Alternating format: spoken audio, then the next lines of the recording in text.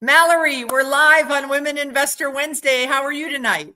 I'm great. Beth, how are you? I'm so happy to have you. So Pennsylvania, you're coming to us from, right? Yes. Is it getting cold up there yet? No, it actually isn't. We're getting a really surprisingly warm fall so far, so we'll take it. Yeah, I mean, I was in Lowe's today and the Christmas stuff is out. Like they just even bypassed Halloween. But well, before we get into your story, I like to just start by letting all the people, the viewers, understand why we're doing this. Back in COVID, I had learned that of all of the investors in commercial real estate, only 3% were women. And of that, 50% were inherited or women signing on their husband's guarantees. So that meant that I was part of 1.5%. And I thought that was awful. And I said, I have to help change that. So I started asking my girlfriends who, by the way, work in commercial real estate, do you invest? And they're like, yes. I go, where do you invest? The stock market. I'm like, well, wait a minute. You rep Starbucks, you find a site for Starbucks. That's probably not a good retailer to mention this week, but you rep a retailer, you find them a location, and then you hand the deal off to a developer and you don't ask to put your fee in the deal to be an equity partner, LP. No. I go, why not? And they're like, well, why don't you invest in commercial real estate? And pretty much everyone said, well, I don't have $1 million. I go, but you don't need $1 million. And then they said, well, it's complicated and risky. I go, so is the stock market. And I just kept asking and asking. And finally, most of them started saying, well, I don't know anyone else that's doing it, any other women. And I'm like, that's a problem I can work on. So we had a virtual summit during COVID where we had 100 women, and I interviewed 8 speakers like you about their investment journey. And since then, we've had 4 live conferences. We have them in Fort Lauderdale, and it's amazing. We have women speakers. I interview the women like I'm doing with you, and then they go into breakout sessions and teach the women how they underwrote the deal, how they raised money, whatever their shtick is. We have a bus tour where we drive around my assets, and it's phenomenal. But I realized my goal was to take that 3% to 10% by 2030. And last year, the theme of the conference was Think Bigger. So I said it was from 3 to 10 by 2030. So last year, the conference theme was Think Bigger, and I announced I wanted to take it to 30 by 2030. So crazy goals. And I realized that we capped the conference at 250. So that's not going to get me those numbers. So I said, let me do a podcast where every week I interview a woman like you, and that will then expand women, because women are saying, I don't know any other women doing it. And if I could see it, I could be it. So thank you so much for being here. That's a long-winded intro, but Mallory, what do you invest in? So right now, we're invested in single family, and we do a lot of college towns, so student rentals. We were doing short-term rentals as well. And I have explored commercial. I recently acquired a business, and so we're now looking into acquiring some land to actually have the business and own the site as well. And are you going to do an SBA loan to do that? No, I'm going to do private funding. Okay, awesome. So I'm not a fan of SBA. There's too many requirements and too many restrictions that I'd rather just go out and raise the capital myself and have private investors in it and be in control of all of the terms. So smart. What kind of business did you buy? I bought a parking lot maintenance company. Fun. So you fill potholes and do stripe and seals? Yep, that's exactly it. As an owner of a shopping center, I deal with companies like you all of the time. Well, good. So I'll share with all of my shopping center owner friends in Pennsylvania your contact information. Yes, okay. That would be awesome. So, so I love the student housing thing. There's a woman, you can check out a past interview, and she actually spoke at the conference last year. Her name is Marcy Surface, and her kids went to Tulane in New Orleans, and she bought these, I think she's on her 5th, maybe, I'm not sure, but big, huge old homes with, 10 or 12 bedrooms and Mhm. did student housing with them. And she, she had some unbelievable marketing things. Like she had parents, yeah, like on parents weekend, she had like a parents cocktail party, the Hmm. parents of her kids. I mean, super smart.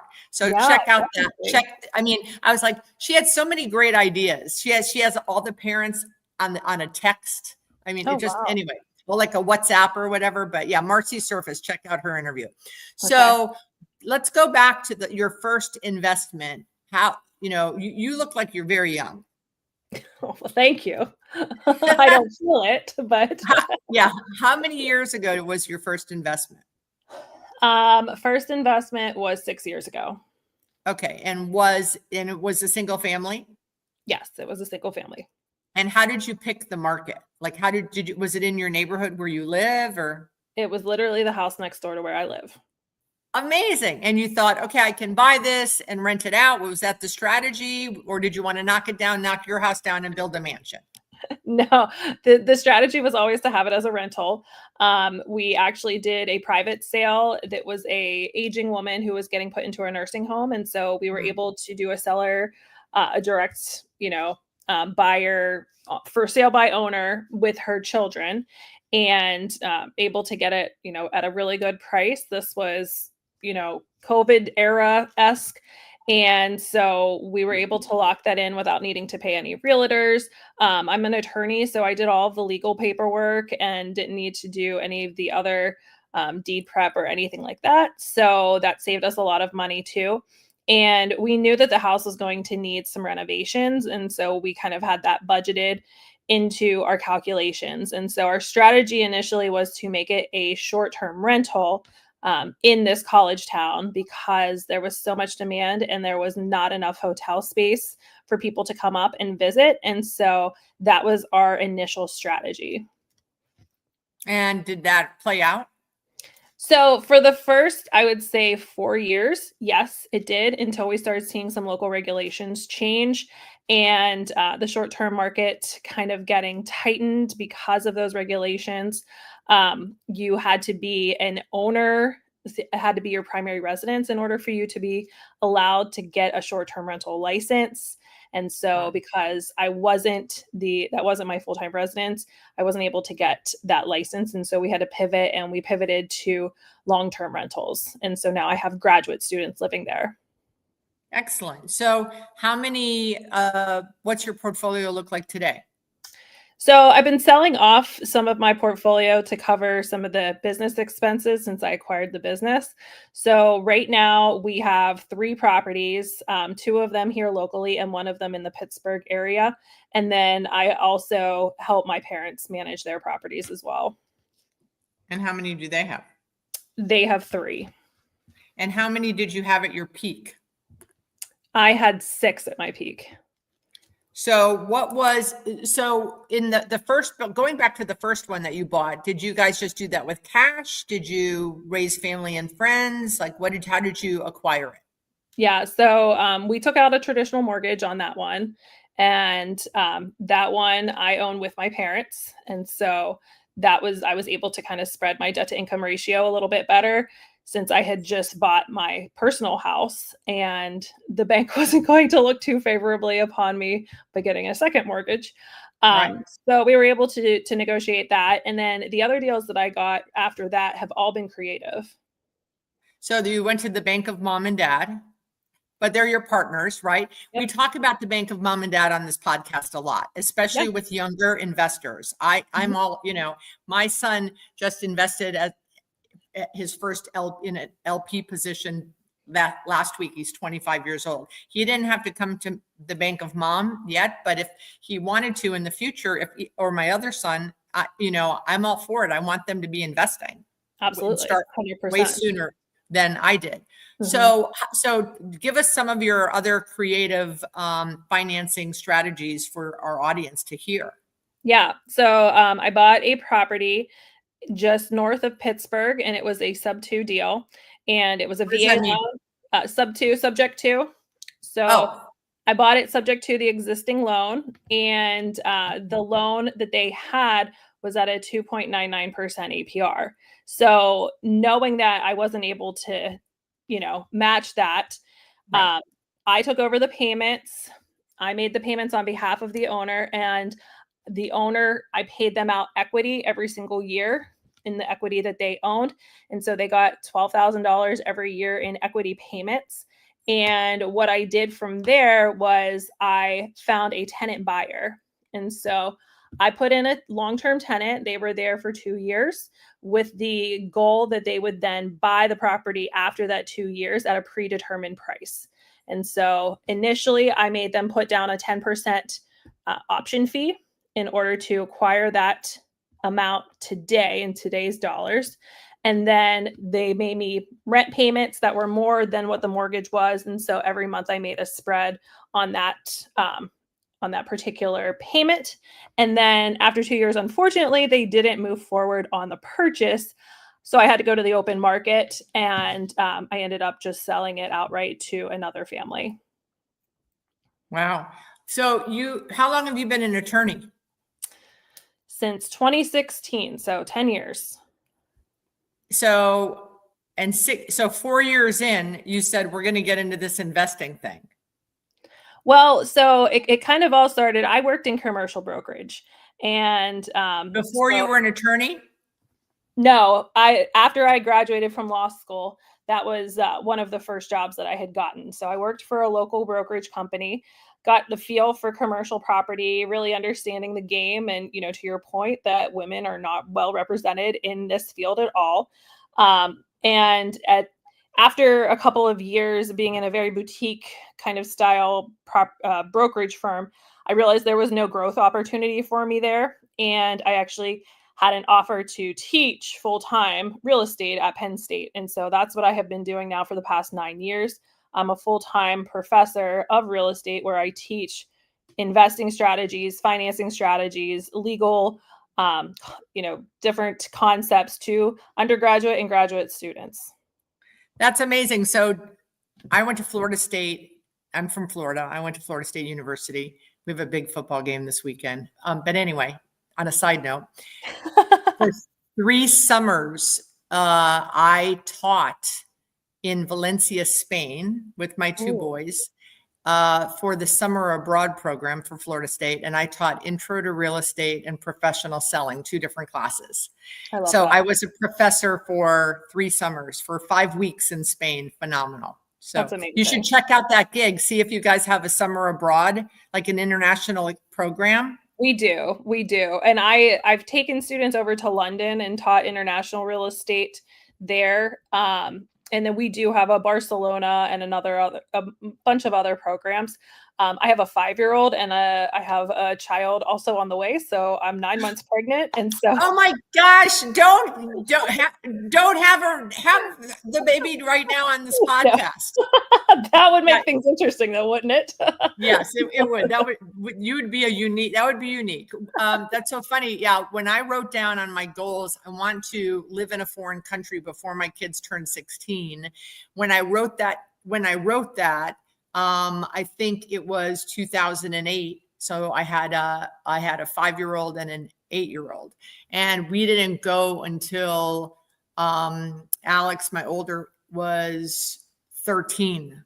But so I wrote it down, and then it was like, and then in about 3 years, the opportunity came to me. But I was the first non-professor at the college, like a business person that they approved. So that approval took 2 years. So wow. So yeah, it's probably too early for you to take the kids, but yes, Yeah. how fun. And you've already done it. So you can appreciate how cool it is, right? Yeah, it's very cool. Yeah. And my husband's always pushing to say, hey, why don't you get this gig so we can come over to, wherever. Right. Like, I see where your priorities are. Exactly. So you also teach other people besides college students how to do this, right? Because I tell everyone that comes to the conference, when I open the conference, I say, okay, I'm not here to teach you. Okay. I'm here to expose you, to make you aware, to make you think, but I'm not going to teach you. I would not know how to, if I bought a house, I'd hire a realtor. Okay. If I wanted to buy self-storage, I wouldn't know how to do it. I know how to buy shopping centers. I've been doing it for, since I'm 32 and I'm turning 65 this weekend. So I know how to do that, but I don't want to teach anyone how to do that either. I just want to motivate and inspire. And then I want people like you to be available with different programs, coaching programs or workshops. So I love having investors on that also teach, because my audience looks for that, because they leave the conference and they go, now what? I go find someone because it's not going to be me. Yeah. I mean, so when I started teaching, I think one of the biggest realizations that I had is I asked my students at the beginning, how many of you read your lease before you signed it? And it's shocking that I get maybe 5% raise their hand. Okay, I just have to interrupt you. I'm so sorry. We'll come right back to that. My 22-year-old moved to North Carolina. He is a caddy at a golf course there called Pinehurst. And I said, I'll pay your first 6 months rent. And then after that, you're on your own.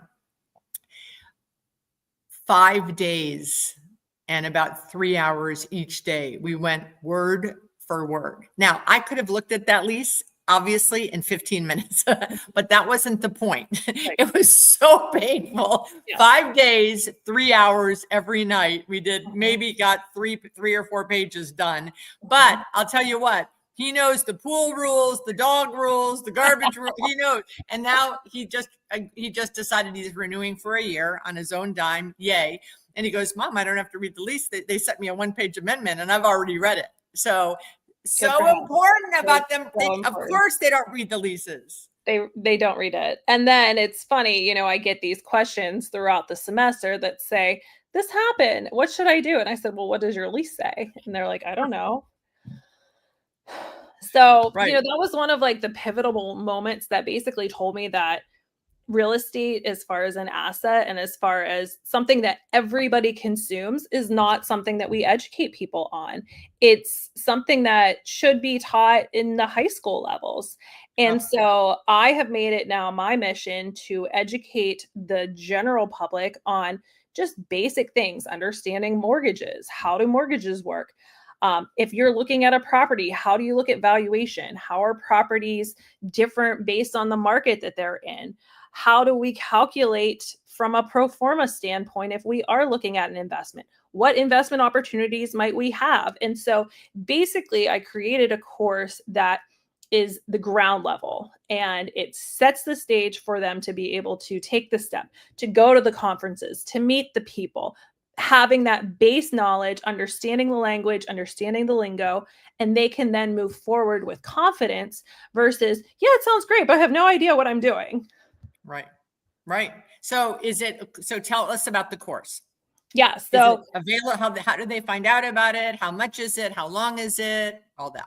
Yeah. So the course is made up of video lectures that I have created. And then there are 3 modules. Within each module, you'll get a basic market understanding where they'll build their buy box and really understand what they're looking for based on their particular needs, what their market ideally looks like. And then I move into how do you finance it? And so we look at, creative financing versus traditional financing. How do mortgages work? How do you get approved? If you can't qualify, what are some other options? And then the final section is the legal section, which is, landlord-tenant law, understanding regulations for different types of rentals. So short-term rentals are going to be regulated differently than commercial rentals. And how do we navigate zoning? And how do we understand building codes and, different things like that? And then I give them contracts. I give them, samples of everything along the way so that they have a baseline of what they can do. And they have a list of team people that they should be getting in touch with, because real estate's a team sport, right, Beth? And you can't do it by yourself. And so I give them plenty of checklists. I give them plenty of materials. And the course probably takes, depending on if you're going straight through it or you're kind of breaking it up, somewhere between 6 and 8 hours. And, it's digestible, 20-minute lessons where I don't give you a whole bunch of stuff at once. And the concepts build upon each other. and the cost is $497. Oh, cheap. That's cheap. Mm-hmm. Awesome. That's great. Well, I know that there will be people in my audience that will want to reach out and learn more about that. How would they find that? Yeah, so the name of the course is Inspire Wealth Education. And so my company that I created is called Inspire Wealth. Inspire stands for investing specifically in real estate. Oh, I love that. Wait, I'm putting this in the chat. Inspire Wealtheducation.com. Okay. Okay, great. What's the most craziest or most creative financing deal you've ever seen, experienced yourself, or heard of? So the one deal that I'm currently working through right now was a lease option. And I try to tell people that, you can be as creative as you possibly want. And it really depends on what your goals are. So some people want to own real estate to offset their taxes. Some people want to own real estate for cash flow purposes. And so for me, I had already owned a couple assets, and this asset came up and the owner wasn't quite ready to sell. They still wanted to utilize the asset for their own personal benefit. And so what I did was I created a lease option. I have 3 years to exercise my purchase price. And I did this in 2023. And so the property I put under contract for $315,000. And I agreed to pay the owner their mortgage amount plus $150 a month. And so that came to about $1,700 a month, and the property rented for $2,100. So every single month, I was able to make a cash flow of over $400, and I'm going to be selling that property. Oh, and the amount that I paid towards the lease is automatically credited towards the purchase price. So 100% of my rent payments is a credit towards that $315,000. So Wow. now I probably owe somewhere in the neighborhood of like 270, 265, something like that. And this property will probably sell for 330. Amazing. I'm trying to buy a shopping center. I've been after it for a very long time. The owner didn't want to sell. And then now she's a little bit older and her kids want her to sell, and they want her to sell before year end. It's more or less 15 million. And I offered 13 million. They wanted 17.5 million. I offered 15 million, and I asked her to hold seller financing for 13, and I put down 2. And because, and they're looking for a tax deal because she bought it a few years ago, maybe 6 years ago, for I think 11 or 12, and she did a 1031. So doing this deal now, she's got to pay those taxes. She did the 1031. Mm-hmm. And I'm telling her telling her broker that she only has to pay taxes. If she seller finances, she only has to pay taxes on my down payment that she receives. So, and they're not understanding this. I said, please call your CPA and let him walk you through. And at the interest rate that I offered, I think was 6%. I said, by the time, and I said interest only for 5 years. They said, well, what about 3 years? I'm willing to put more down. I'm willing to seller finance less, but I'm like, you're going to end up with more than my 15 million offer. Mm-hmm. And you're not going to have 15 million of taxes all at once. And I am not sufficiently getting this across to her and to the broker. And so I said, please call your CPA. If she doesn't have a CPA, I will give you 5 names, pick any of them, because she might, I don't know. So any advice for me? Yeah, I mean, for me, sometimes it's just easy for me to say that I'm an attorney and people just take me at my word. But I think you're exactly right. And this goes to my point, is that people just aren't educated on, the options that they have. But if you're thinking about taxes, you are taxed on earned income. If she does not receive that earned income, she is not taxed on it. So therefore, the selling price is irrelevant. It's only relevant as to what money came into her pocket at that time in that year. So I think, it's just about like wording it a specific way so they can see it. Sometimes people are more visual, so it may help with like, showing them a spreadsheet or something like that, where you can say, look, purchase price, you're going to finance this. This is how much you're receiving. This is what the IRS is going to look at when they're calculating your tax. That's a good idea. That's a good idea. I'm going to do that. That's a good idea. Because I think this guy, the broker, he feels obligated to present to her everything that I present to him, which in commercial, it doesn't always happen like in residential. So I think that I will create that, and then he'll give it to her and maybe her kids, and they'll figure it out. But yeah, I'll keep you posted.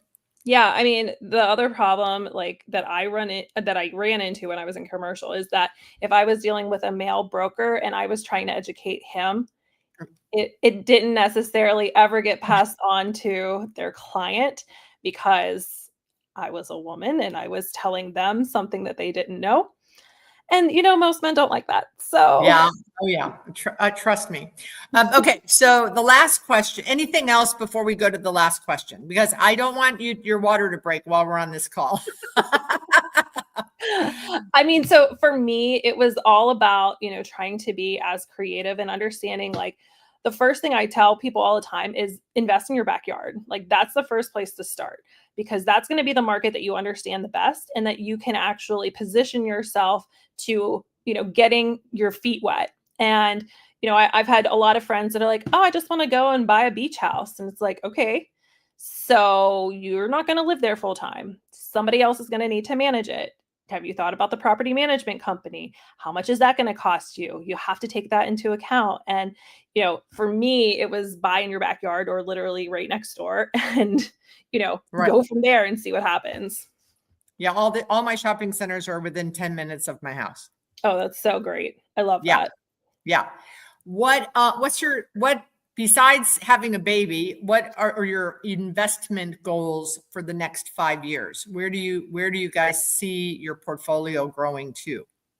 Yeah. So for me, I really want to get into syndications and into the GP side, but probably starting with the LP until I have, a child that's potty trained and good to go.